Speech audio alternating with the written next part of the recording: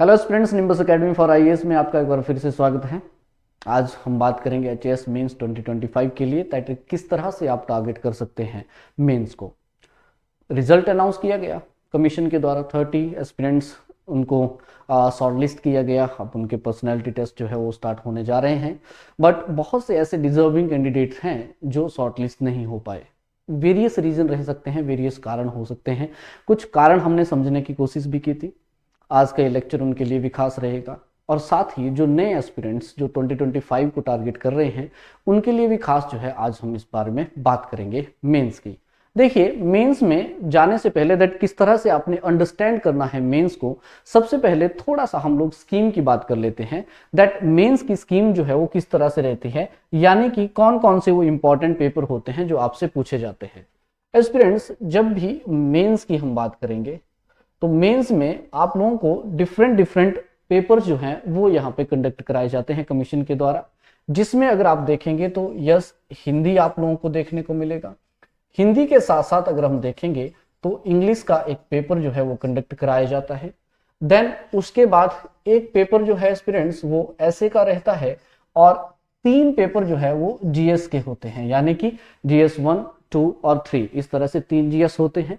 और इसी के साथ जो है हम लोगों को ऑप्शनल जो है वो भी यहाँ पे देखने को मिलता है, यानी कि ऑप्शनल के जो है यहाँ पे पेपर होता है। इस ऑप्शनल में अगर आप देखेंगे तो 2 पेपर जो है वो कंडक्ट कराए जाते हैं। पेपर 1 आप कह सकते हैं और पेपर 2 जो है वो आप इसको कह सकते हैं। तो कुल मिला के अगर देखें तो टोटल 8 सब्जेक्ट जो है, 8 पेपर जो है वो मेंस में कंडक्ट कराए जाते हैं कमीशन के द्वारा।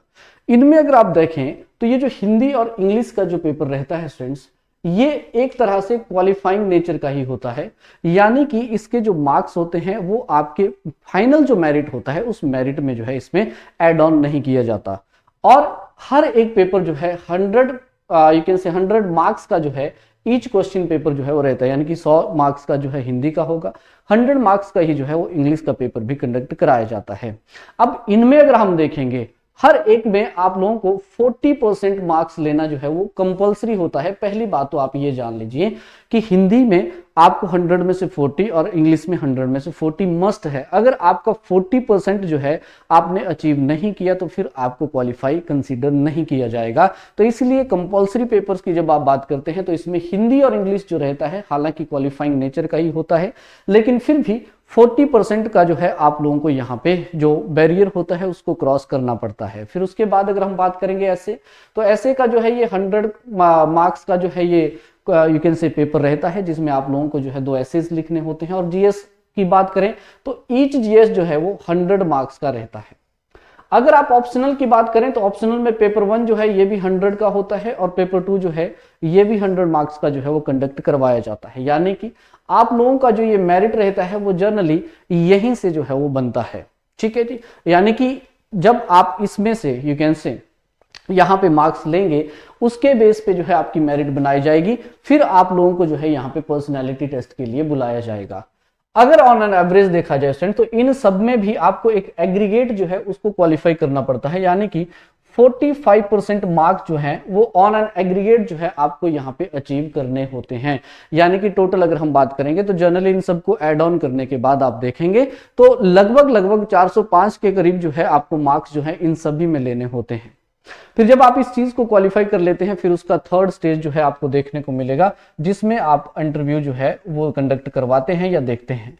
इंटरव्यू में अगर आप देखेंगे तो 150 मार्क्स का ये इंटरव्यू रहता है और 150 प्लस ये जितना भी आपके पास यहाँ पे सम है वो सारे के सारे अगर आप देखेंगे तो उन सबको मिला के जो है फिर फाइनल लिस्ट जो है आपका फाइनल मार्क्स जो है वो यहाँ पे बनता है और रैंकिंग के अकॉर्डिंग जो है वो यहाँ पे अलॉटमेंट की जाती है सर्विसेज की। राइट, तो अगर आप मेंस की स्कीम को देखें तो कुछ इस तरह से आपको ये स्कीम जो है वो जनरली देखने को मिलती है। राइट, और अगर हम बात करेंगे तो टोटल 1050 के आसपास जो है ये टोटल मार्क्स रहते हैं, इसी में से फिर आपका फाइनल लिस्ट जो है वो यहाँ पे निकल के आता है और आपको सर्विसेज अलॉट की जाती हैं। तो ये सारी चीजें जो हैं आप देखेंगे, आपका मेंस का जो ये पूरा प्रोसेस है वो कुछ इस तरह से गुजरता है।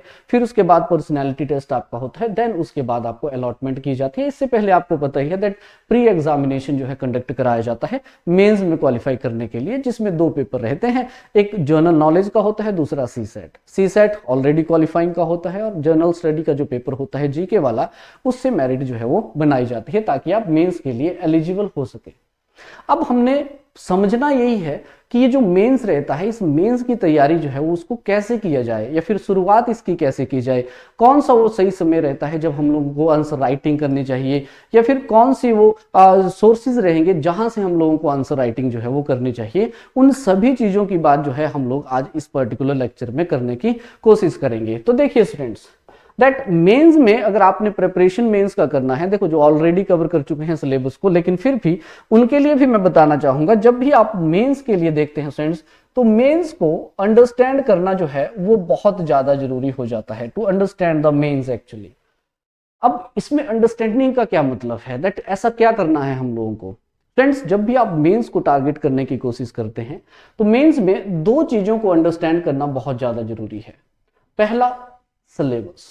देखिए, मैंने बहुत टाइम आपको बोला है, बहुत बार मैंने कह चुका हूं मैं आप लोगों को कि आप एग्जाम कोई भी दें, उस एग्जाम का सिलेबस जो है उसको आप लोगों को अंडरस्टैंड करना ही चाहिए। बिकॉज मेंस जो होता है friends, it require a structured analysis. एक तरह से स्ट्रक्चर वे में जो है आपकी प्रेपरेशन की डिमांड की जाती है जब आप मेंस की यहाँ पे बात करते हैं। और स्ट्रक्चर वे में आप तैयारी तभी कर सकते हैं जब आप फैमिलियर होंगे मेंस के सिलेबस के साथ। मेंस के सिलेबस में अगर हम देखेंगे तो यू कैन से दैट ये सिलेबस जो है स्टूडेंट्स, ये आप लोगों को फैमिलियर करता है दैट व्हाट टू स्टडी, आपको पढ़ना क्या है उसके बारे में जो है यू कैन से दैट ये मेंस का सिलेबस जो है वो आप लोगों को बताता है दैट हमें पढ़ना क्या है, दैट फैमिलियर करता है हम लोगों को उस एनवायरमेंट के साथ। हम लोगों को जो बेसिक रिक्वायरमेंट्स होती हैं उन रिक्वायरमेंट्स को फुलफिल करने में जो है हमारी यहाँ पे मदद करता है। तो फर्स्ट थिंग, जब भी आप मेंस को टारगेट कर रहे हैं तो मेंस के लिए प्लीज जो कमीशन के द्वारा ऑफिशियली मेंशन किया गया है सिलेबस, उस सिलेबस को डाउनलोड करें, उस कॉपी को अपने पास रखें और उसको ट्राई करने की, अंडरस्टैंड करने की कोशिश करें। एस्पिरेंट्स, सिलेबस के लिए मैं एक बात जरूर कहना चाहूंगा कि वर्ड्स टू वर्ड जो है आपको इसको अंडरस्टैंड करना है। एक एक शब्द जो है इसको बारीकी से आप लोगों को समझना है और उसके मीनिंग को आपको समझना है, और आपको यह समझना है दैट किस तरह से जो है फिर मुझे इस चीज की तैयारी करनी है। तो सबसे पहले सिलेबस जो है, it is the foremost thing, the primary thing you can say for the preparation of the mains. यहीं से आपकी तैयारी स्टार्ट हो जाएगी। देन उसके बाद जो दूसरा, अगर मेंस को आपने अंडरस्टैंड करना है स्टूडेंट्स, तो उसके लिए द सेकंड इंपॉर्टेंट थिंग और यू कैन से द सेकंड इंपॉर्टेंट टूल जो आपके पास होना चाहिए वो है प्रीवियस ईयर्स के क्वेश्चन पेपर। एस्पिरेंट्स, ये आप ये समझ लीजिए कि मुझे जहां तक लगता है बहुत से एस्पिरेंट्स का मेंस ना निकलना, उसका मेन रीजन यही होता है because they actually fail to understand the structure of the mains. और स्ट्रक्चर ऑफ द मेंस को जब आप नहीं समझेंगे, यानी कि जब तक आप उससे फैमिलियर नहीं हो पाएंगे, तो आप ये समझ लीजिए आप इस तैयारी की शुरुआत तो कर रहे हैं बट इसका अंत नहीं कर पा रहे हैं। अंत नहीं कर पाने का मेरा मतलब है कि आप कमीशन के बिहेवियर को नहीं समझ पा रहे हैं। बिकॉज पीवाईक्यूज की जब मैं बात करता हूं तो पीवाईक्यूज आपको मदद करता है अंडरस्टैंड करने की। They help you to understand that what understand the kind of question, that किस तरह के सवाल जो हैं वो कमीशन आपसे पूछता है। ये हेल्प करता है एस्पिरेंट्स आप लोगों को आइडेंटिफाई करने की। क्या आइडेंटिफाई करना है आपने कि कौन कौन से वो की एरियाज रहेंगे, या फिर यू कैन से जो कौन कौन से की फोकस्ड एरिया रहते हैं जो मुझे प्रेपरेशंस के दौरान जिनके ऊपर बहुत ज्यादा ध्यान देने की जरूरत होती है। ये हेल्प करता है एस्पिरेंट्स आप लोगों को, दैट आपको ये मदद करेगा कि कमीशन का माइंड कैसे काम करता है, किस तरह के सवाल जो है मुझसे किस पर्टिकुलर टॉपिक से पूछे जाते हैं, कैसे पूछे जाते हैं। चाहे आप हिंदी की बात कर लीजिए, चाहे इंग्लिश की बात कर लीजिए, जब तक आप प्रीवियस ईयर्स के क्वेश्चंस की एनालिसिस नहीं करेंगे, आप एक स्ट्रॉन्ग फाउंडेशन अपने लिए तैयार नहीं कर सकते हैं। आपको समझ नहीं आएगा कि यार हिंदी में मुझसे पूछता क्या है।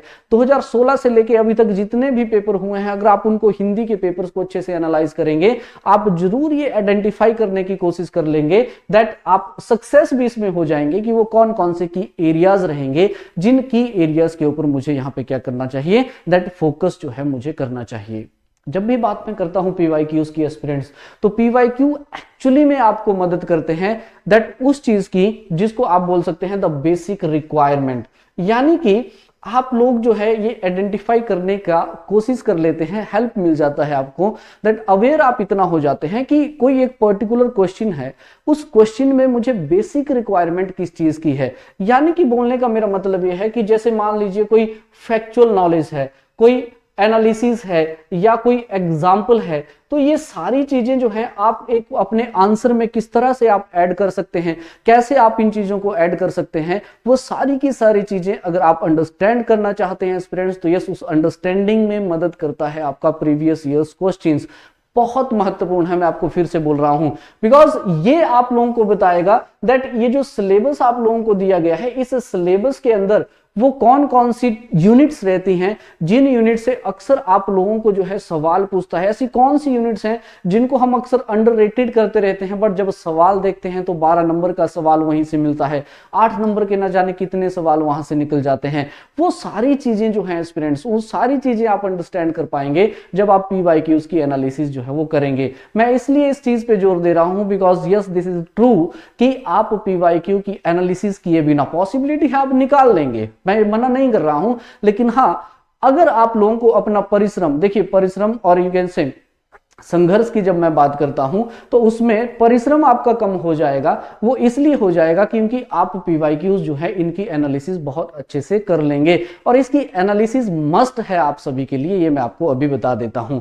तो ये फैमिलियर करता है आपको रिक्वायरमेंट में एस्पिरेंट्स। यस, ये एक तरह से आप देखेंगे तो एक कॉन्फिडेंस जो है वो बिल्डअप करने की कोशिश करता है, बिकॉज बहुत सी ऐसी चीजें होती हैं जब आप पीवाईक्यूज को देखते हैं दैट कि these are the strong areas, कि हाँ ये मेरे स्ट्रॉन्ग एरियाज हैं, यहां से अगर ऐसा सवाल आया तो मैं सवाल को बहुत आसानी से सॉल्व कर पाऊंगा या फिर कर पाऊंगी। वो सारी चीजें जो है आपको एक कॉन्फिडेंस बिल्डअप करने का काम जो है वो पीवाईक्यू करते हैं जब भी आप मेंस की प्रेपरेशन की जो है यहां पे बात करते हैं। तो यस, अंडरस्टैंड करना है मेंस को, तो उसके लिए दो चीजें रिक्वायर्ड हैं, the syllabus and the PYQs. वहां से बहुत बेहतर तरीके से जो है आप लोग यहाँ पे अंडरस्टैंड कर सकते हैं। मेरा मेन मोटिव इस वीडियो को बनाने का यही है, सो दैट क्योंकि मैं बहुत जल्द आप लोगों के लिए एक कॉन्टिन्यूस सीरीज लेके आऊंगा मेंस के लिए, जिसमें हम पूरे इस मेंस को हर जीएस के through, not only the GS, the English and the Hindi, उसके थ्रू जो है हम अंडरस्टैंड करने की कोशिश करेंगे that what are the key areas, उन की एरियाज को आइडेंटिफाई करने की कोशिश करेंगे। एक एक यूनिट के एक एक सब यूनिट को जो है हम लोग यहाँ पे निकालने की कोशिश करेंगे दैट कौन से वो सब यूनिट्स हैं, जिन सब यूनिट से किस तरह के सवाल आपसे बनते हैं, कैसे आप लोगों को जो है उस पर्टिकुलर यूनिट को फोकस करना चाहिए, कैसे, ताकि टाइम सेव आपका हो सके। टाइम इज द वैल्यू, है ना, तो आपको पता ही है इस चीज का। तो समय जितना आपका सेव हो सके वैसे हम लोग जो है यहाँ पे अप्रोच आप लोगों के लिए रखेंगे। तो PYQs are very very important. So yes, to understand the mains the two things are required, the syllabus and the PYQs. Now come to the next.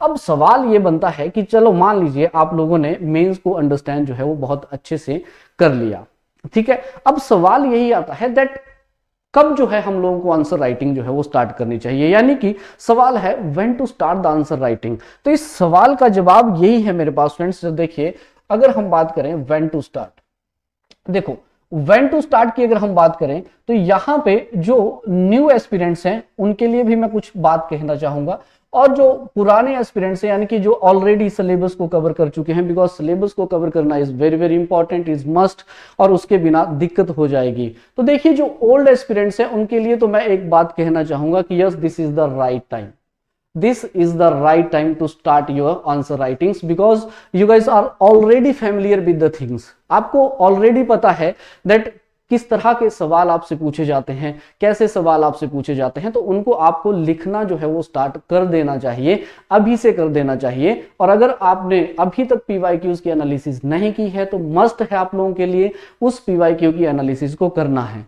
और रही बात न्यू एस्पिरेंट्स की जो अभी सोच रहे हैं कि हमने क्या करना है, चेस 2025 को टारगेट करना है, उनके लिए भी understand the mains is very very important aspirants. उस नेचर को समझना आप लोगों के लिए बहुत जरूरी यहां पे हो जाएगा। और नए एस्पिरेंट्स के लिए मैं जरूर कहना चाहूंगा कि जब आपका कंटेंट जो है, जो सब्जेक्ट्स जो हैं, जब एक बार कंप्लीट हो जाएं, यानी कि once they completed then you have to start your practice या you can say answer writing. देखो ऐसा नहीं होता कि आप लोग जो है अभी काइंड ऑफ यू कैन से एक टॉपिक आपने पढ़ा उसी पे लिखना आपने स्टार्ट कर दिया, नो।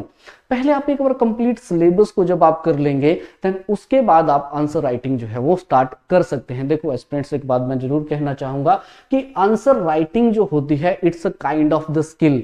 ये भी और सभी स्किल की तरह ही होती है जिसको आप लर्न कर सकते हैं, जिसको आप इंप्रूव कर सकते हैं समय के साथ।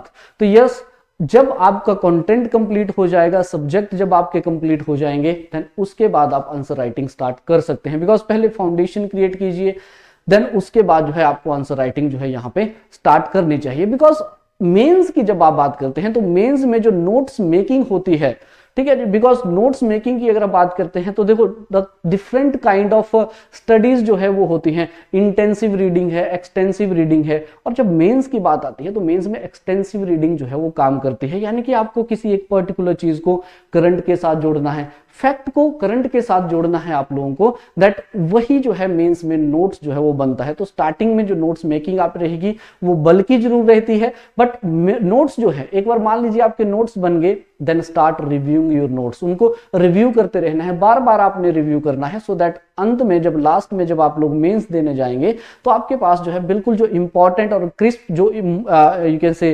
मोस्ट इंपॉर्टेंट इंफॉर्मेशन रहेगी वो सारी की सारी फिर आपके पास होगी, और जितना भी आप चीजों को फिल्टर आउट कर सकते हैं वो आप आसानी से कर लेंगे। इंपॉर्टेंट है आप लोगों के लिए स्टूडेंट्स। तो यस, जब आपके सब्जेक्ट कंप्लीट हो जाएं, बिकॉज मैंने आपको पहले ही बोला answer writing is a skill जिसको समय के साथ सीखा और इंप्रूव किया जाता है। तो यस, जब आपका जो नए एस्पिरेंट्स हैं जब उनका सब्जेक्ट कंप्लीट हो जाए देन उसके बाद जो है वो अपनी प्रेपरेशन स्टार्ट कर सकते हैं। आंसर राइटिंग स्किलिंग की जब हम बात करते हैं, आंसर राइटिंग वो अपनी स्टार्ट कर सकते हैं। और पुराने जो एस्पिरेंट्स हैं उनके लिए तो सही समय है ये, अभी से जो है आप लोगों को आंसर राइटिंग स्टार्ट कर देनी चाहिए। अब सवाल ये आता है कि सर अगर हम मान लीजिए पुराने एस्पिरेंट्स की बात करें कि हाँ जी हम लोगों ने ये कंप्लीट कर लिया है, already we completed the syllabus, और जो नए स्टूडेंट्स हैं जो वो चाहते हैं कि हम भी कर लेंगे, but yes when to study, या फिर you can say where to start.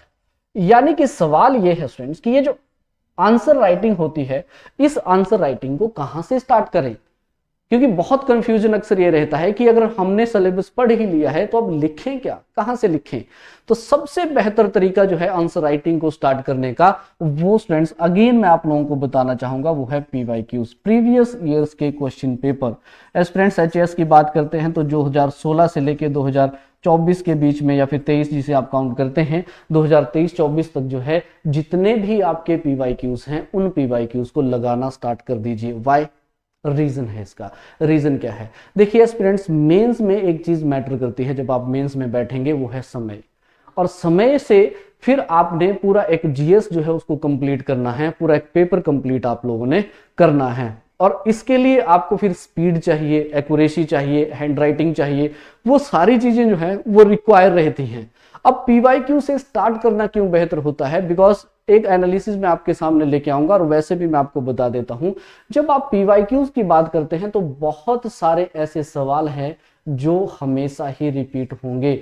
You can see that repeated questions हमेशा पूछे जाते हैं कमीशन के द्वारा। ये मैं आपको आज फिर से बता देता हूं। जब अगर आप 2016 से लेकर 2024, जैसे इस बार के जीएस 3 की मैं आपको बात बताऊं स्टूडेंट्स, जीएस 3 में 3 सवाल ऐसे थे जो पूरी तरह से रिपीट हुए थे, और कोई पहली बार ऐसा नहीं हो रहा है। एक सवाल तो ऐसा है एस्पिरेंट्स, जब आप अर्बन लोकल बॉडी जीएस 2 की जब हम बात करते हैं तो जीएस 2 में अर्बन लोकल बॉडीज के साथ जो चैलेंजेस हैं वो एक ऐसा सवाल है 2016 में आपसे पूछा, 18 में उससे पूछा, 20 में वो सवाल पूछा, अभी आपसे वो सवाल पूछा। एग्जैक्ट सेम क्वेश्चन जो है every time commission will ask you और कमीशन आर आस्किंग यू। ये सवाल इसलिए है बिकॉज ये रिपीट होते हैं, बहुत से ऐसे सवाल जो है वो रिपीट होते हैं। तो जब आप एक पीवाईक्यूज को यू कैन से राइट करना स्टार्ट, लिखना स्टार्ट जब आप करते हैं तो उससे एक तो होगा ये कि आप पूरा 2016 से 23 तक का जितना भी आपका कंटेंट रहेगा उसको ऑलरेडी आप ग्रेस्प कर चुके होंगे। उसकी राइटिंग स्किलिंग्स इवैल्यूएशन जो है वो सारी की सारी आप ऑलरेडी कर चुके होंगे, उसमें फैक्ट आप डाल चुके होंगे। और जब इस तरह के सवाल रिपीट होते हैं, पूरे 3 जीएस की अगर मैं बात बताऊं तो कम से कम 8 से 9 सवाल ऐसे थे स्टूडेंट्स जो बिल्कुल एग्जैक्ट रिपीट थे, without changing their statements they ask you the questions. Marking different थी, जो सवाल पहले 4 में आ रहे थे इस बार 8 में भी आए थे, जो सवाल पहले 20 में आ रहे थे इस बार 12 में भी आए, लेकिन रिपीटिशंस ऑफ क्वेश्चंस थी इसमें। और जो एस्पिरेंट्स यहाँ पे पीवाईक्यूज जैसे कि मान के चलिए 2 से 3 बार अगर मान लीजिए उसने पीवाईक्यूज को, सभी पीवाईक्यूज को अगर उसने लिख लिया तो फिर होगा क्या, होगा ये जब वो मेंस में बैठेगा, जब उसको स्ट्राइक होगा वो सवाल, तो मिनिमम से मिनिमम समय लगेगा उस एस्पिरेंट्स को उस सवाल को लिखने के लिए, और समय सेव उसमें होगा, सो दैट वो समय जो सेविंग टाइम होगा वो आप किसी और पर्टिकुलर क्वेश्चंस के ऊपर फोकस कर सकते हैं। तो इसलिए स्टार्टिंग अगर आपने करनी हो, कभी भी आंसर राइटिंग की स्टार्टिंग करनी है, चाहे नए एस्पिरेंट्स हैं चाहे पुराने जो इस पर शॉर्टलिस्ट नहीं हो पाए, उनसे भी मेरी रिक्वेस्ट यही रहेगी कि पीवाईक्यू से स्टार्ट करिए, बिल्कुल करिए, और खुद देखिए रिजल्ट आपको खुद देखने को मिलेंगे। जब आप इस साल का पेपर निकालेंगे और पिछले साल के जब आप पेपर निकालेंगे, you will find out that कि यस यहां से सवाल बने थे और ऐसे ऐसे सवाल जो थे वो बने थे, बिकॉज यहीं से आप पूरा का पूरा गेम जो है वो समझ पाएंगे। देखिए, और दूसरा जो मेन सोर्स रहेगा आंसर राइटिंग का अगर आपने करनी है, देन उसके बाद जो है students you can say NCERT. Yes, बिल्कुल एस्पिरेंट्स, अगर आप लोग if you really want to start your answer writings mains के लिए, आंसर राइटिंग जब आपने यहाँ पे करनी है तो उसके लिए आप लोगों के लिए मस्ट है एनसीईआरटीज। एनसीईआरटीज उठाइए, जैसे पॉलिटी हो गया तो पॉलिटी की एनसीईआरटीज उठाइए, चाहे आप 6 से 12th की आप एनसीईआरटीज की बात कर लीजिए, चाहे हिस्ट्री के लिए आप 6ठी से 12वीं की बात कर लीजिए, चाहे आप जियोग्राफी की 6ठी से 12वीं की बात कर लीजिए। उसके पीछे जितने भी एक्सरसाइजेस दिए गए हैं उन सभी एक्सरसाइजेस को आप लिखना स्टार्ट कर दीजिए। आपकी जो स्किलिंग है, आपकी जो आंसर राइटिंग स्किलिंग्स हैं, वो डेफिनेटली आपकी इंप्रूव होगी, ये मैं आपको दावे के साथ बोल सकता हूं। तो यस, आंसर राइटिंग अगर आपने स्टार्ट करनी है कहीं से, तो जो जीएस के सब्जेक्ट हैं उनको आप स्टार्ट कर सकते हैं एनसीईआरटी से, और उसके साथ साथ पीवाईक्यूज के। और उसके साथ तीसरा जो इंपॉर्टेंट टूल आपके लिए रहता है आंसर राइटिंग के लिए, वो स्टूडेंट्स रहती है जो भी कोई भी पर्टिकुलर इंस्टीट्यूट जो टेस्ट सीरीज जो लॉन्च करते हैं, तो वो टेस्ट सीरीज आप लोगों को मस्ट है से उसको परचेज आपको करना चाहिए। बिकॉज देखिए, हर एक इंस्टीट्यूट जो है वो अपने एक्सपर्टीज को जो है उसके थ्रू जो है उस क्वेश्चंस को बनाता है। वो कमीशन के जो स्टाइलिंग होती है क्वेश्चंस बनाने की, उसको मद्देनजर रखते हुए, उसी को अंडरस्टैंड करते हुए जो है टेस्ट सीरीज बनाई जाती हैं। तो वहां से भी आप प्रैक्टिस कर सकते हैं। तो उसके बाद आप लोग जो है यहाँ पे टेस्ट सीरीज जो है उनको आप देख सकते हैं और वहां से आप अपनी आंसर राइटिंग्स जो है वो लगा सकते हैं। ये वो उन एस्पिरेंट्स के लिए है जो ऑलरेडी अपना सिलेबस कवर कर चुके हैं। और अगर एस्पिरेंट्स अगर आप नए हैं तो मस्ट है आपके लिए, पहले आप सिलेबस कंप्लीट कीजिए, फिर उसके बाद, और सिलेबस कंप्लीट करने के लिए यू कैन से दैट आप एक बहुत बेहतरीन तरीके से अप्रोच अपना सकते हैं, बट मस्ट है सिलेबस और पीवाईक्यूज को अंडरस्टैंड करना। If you understanding the PYQs you will understand the trend, और अगर आपने ट्रेंड समझ लिया आपने सब समझ लिया। तो यहाँ पे गेम वही होती है। और not only the GS 1 2 3, we always you can say run for the GS 1 2 3, बस इसी के पीछे हम भागे रहते हैं। और दिक्कत हो जाती है कि हिंदी और इंग्लिश, जो कि आपको पता ही है शॉर्ट लिस्टिंग में एक बड़ा हर्डल हमारे पास बन रहा है। तो मेरा बोलने का सीधा मतलब है, जब भी आप पीवाईक्यूज देखें, आप हिंदी के, इंग्लिश के, सभी के पीवाईक्यूज समझें, उनको अंडरस्टैंड करें, द वे ऑफ क्वेश्चनिंग आप अंडरस्टैंड करें। ऐसे आप देखिए 2016 से 19 तक, ये माफ कीजिएगा 23 तक, किस तरह के ऐसे आपसे पूछे गए हैं, कितने ऐसे आपसे पूछे गए हैं। Let's try to understand them. जब आप ये पूरा फैमिलियर हो जाएंगे तो एक कंप्लीट पैकेज आप लोगों के पास हो जाएगा अंडरस्टैंडिंग का, और जब आप अंडरस्टैंड कर लेंगे आप आधे से ज्यादा गेम यहीं पे जीत जाएंगे। तो yes, if you really want to start, where to start, तो यस पीवाईक्यूज और उसके साथ साथ एनसीईआरटीज और किसी भी पर्टिकुलर इंस्टीट्यूट की जो बढ़िया आपको लगता है, वहां से आप टेस्ट सीरीज जो है वो ले सकते हैं अपने मेंस के लिए। टेस्ट सीरीज वो होनी चाहिए जो आपके सिलेबस के साथ मैच करती हो, हर एक सेक्शन को कवर करती हो, और वहां से मल्टीपल क्वेश्चंस बनाए जा सकते हो आपकी प्रैक्टिस के लिए। तो इस तरह से जो है आप लोग अपनी प्रेपरेशन जो है वो यहाँ पे कर सकते हैं। जाने से पहले मैं आपको फिर से बोलना चाहूंगा, जब मेंस की जब बात आती है तो मेंस में रिक्वायर होता है आपके लिए स्ट्रक्चर और एनालिसिस, दैट किस तरह से उस चीज को understand the mains is very very important, और उसको अंडरस्टैंड कीजिए काफी बढ़िया तरीके से, अच्छे से आप लोग यहाँ पे अंडरस्टैंड कर सकते हैं। फर्दर इंफॉर्मेशन की अगर हम बात करेंगे तो यस, आप हमसे जुड़ सकते हैं यहाँ पे, यू कैन से आप हमसे टेलीग्राम के साथ जुड़ सकते हैं। हमारा टेलीग्राम का चैनल आपको निम्बस एकेडमी के नाम से जो है आपको मिल जाएगा। यू कैन से देन उसके साथ साथ इंस्टाग्राम के आप जुड़ सकते हैं, और हमारे निम्बस एकेडमी का जो ऑफिशियल यूट्यूब चैनल है उसके माध्यम से भी उसको आप सब्सक्राइब करेंगे। दैट जो भी इंफॉर्मेशन रहती है, इंपॉर्टेंट इंफॉर्मेशन रहती हैं, वो अक्सर आप लोगों को जो है यहाँ पे प्रोवाइड करवाई जाती हैं। Aspirants, I hope you like the video, because इसमें हमने बात कर ली दैट किस तरह से आपको understanding is very very important. और जाने से पहले मैं फिर से अनाउंस करना चाहूंगा आप लोगों के लिए दैट बहुत जल्द मैं आप लोगों के लिए मेंस के लिए जो एस्पिरेंट्स इस बार शॉर्ट लिस्ट नहीं हो पाए हैं और या जो तैयारी कर रहे हैं, सोच रहे हैं कि मैं 2025 मेंस को भी टारगेट करना चाहता हूं या करना चाहती हूं, उनके लिए बहुत जल्द जो है एक सीरीज में लेके आ रहा हूं जिसमें मैं कंप्लीट एनालिसिस आप लोगों को करवाऊंगा। टॉपिक वाइज एनालिसिस जो है हम लोग उसमें करेंगे। तो आज के लेक्चर में इतना ही। Thank you so much, have a great day, thanks again.